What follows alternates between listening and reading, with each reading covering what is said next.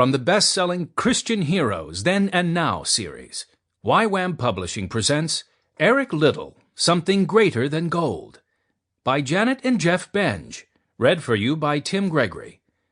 For information about other titles in this outstanding series, please visit our website at ywampublishing.com or call us at 800-922-2143.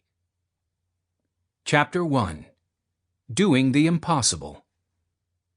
Crack! The sound of the starter's pistol echoed around Columbus Stadium.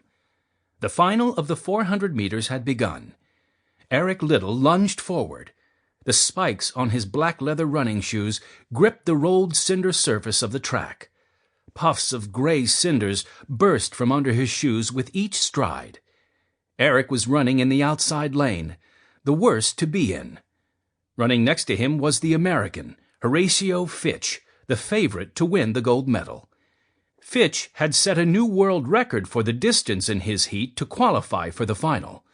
Running next to Fitch was Joseph Imbach, the Swiss runner who had also broken the world record in his qualifying heat. Everyone expected the battle for the gold medal to be between these two men. The cheers of the crowd rose in anticipation.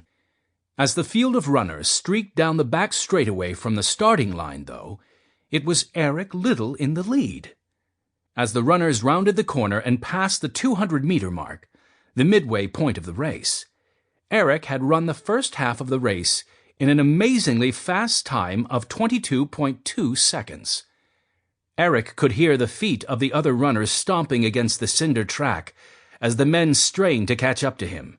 The crowd could see that Guy Butler, the other British runner in the race, was 3 meters behind Eric. Horatio Fitch was also gaining fast. But with no time to look back, Eric threw all his effort into running. As the crowd realized that Eric Liddell was not falling back into 3rd or 4th place as expected, it became strangely silent, too stunned to cheer. Those who knew anything about running techniques just shook their heads. A runner couldn't sprint for the whole 400 meters of the race. To them, it was obvious. Eric Liddell was a 100-meter runner who had no idea how to run a 400-meter race. A runner who sprints from the start in such a race, as though he's running in a 100-meter dash, will use up all his energy and have no stamina for a final burst of speed at the end of the race. The crowd waited silently for Eric to fade. By the time Eric had rounded the bend, Horatio Fitch had closed to within 2 meters of taking the lead. Eric could sense his presence. Believing that Fitch was making his move on Eric, the crowd burst to life again. Just as everyone thought that Horatio Fitch was about to pass Eric, a gasp went through the crowd. It couldn't be. It was impossible. No one had ever run the 400 meters like this before. But it was true. Just when the crowd was sure that he was fading, Eric threw back his head and flung his arms about like a drowning man. With that, he mustered a burst of speed and pulled away from Horatio Fitch. Instead of slowing down, Eric was running the second half of the race faster than the first. Sensing an upset, the crowd erupted into cheers for Eric. Many frantically waved him on with Union Jacks.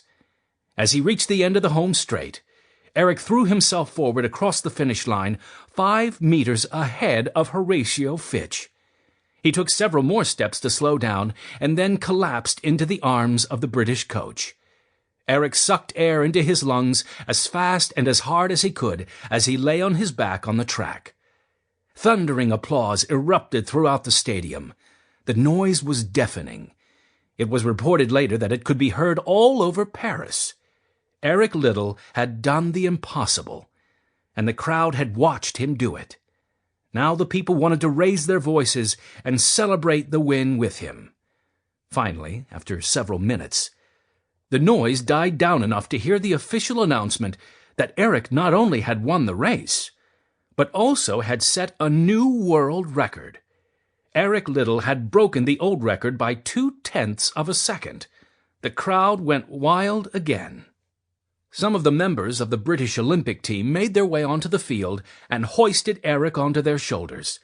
They carried him along Sample complete. Ready to continue?